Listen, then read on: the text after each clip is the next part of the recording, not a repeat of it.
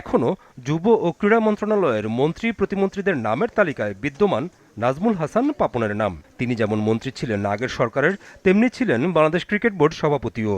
তাই তো যুব ও ক্রীড়া মন্ত্রণালয়ের উপদেষ্টা হিসেবে দায়িত্ব নিয়ে প্রথম দিনই বিসিবি কর্মকর্তাদের সঙ্গে সভা করেন আসিফ মাহমুদ সজীব ভুইয়া।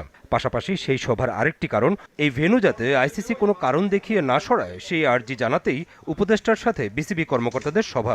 অবশ্য উপদেষ্টা এই সভা নিয়ে কথা বললেও বিসিবি কর্মকর্তারা হয়তো ভয়েই এই বিষয়ে সংবাদ মাধ্যমের মুখোমুখি হননি।